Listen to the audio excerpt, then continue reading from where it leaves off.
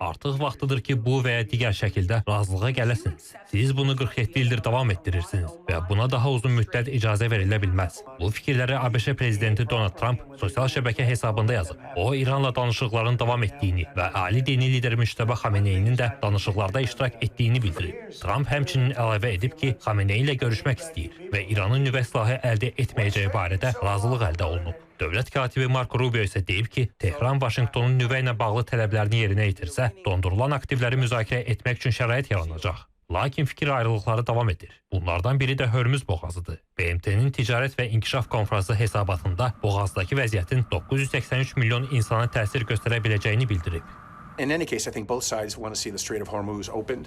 Düşünürəm ki, hər iki tərəf Hörmüz boğazının daha tez açılmasını istəyir. Böyük Amerika investisiya qruplarının təhlillərinə baxdıqda görünür ki, əgər Hörmüz boğazı iyun ayında açılmazsa, neft və neft məhsullarının qiymətlərində çox ciddi artım olacaq. Hətta real qıtlıq yaranacaq. Boğazın açılmaması qlobal iqtisadiyyat üçün o qədər dağıdıcı təsir yaradacaq ki, düşünürəm ki, həm Prezident Trump, həm də İran rəhbərliyi boğazın açılması üçün bir yol tapacaqlar. Hətta onlar danışıqların gündəliyi və hansı məsələlərin daxil ediləcəyi barədə mübahisə etsələr belə.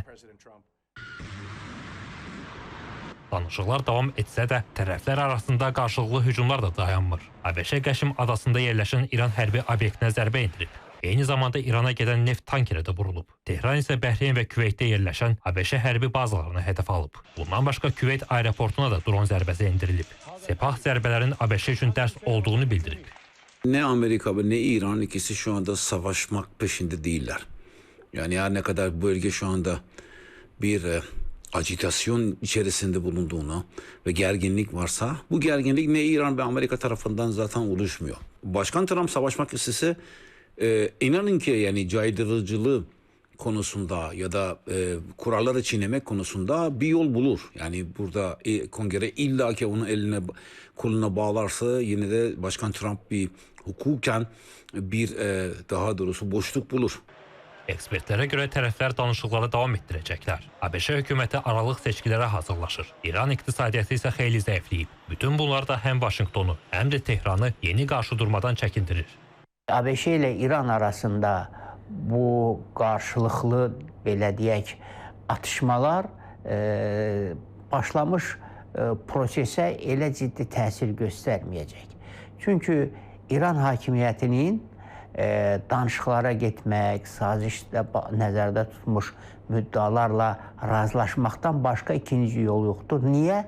Çünki ölkə iqtisadiyyatı bərbad gündə hətta süquta uğramaq ərəfəsindədir. Bir sıra analitiklər prosesə üçüncü tərəflərin müdaxiləsini istisna etmirlər. Yəni danışıqlarda müəyyən irəliləyişlər olsa da, üçüncü ölkələrin atəşkəsə müdaxiləsi Vaşinqton və Tehran razılaşmasını çətinləşdirir. Lakin əksər dövlətlər gərginliyin, xüsusilə Hörmüz boğazındakı maneələrin dayandırılmasının vacibliyini bildirirlər.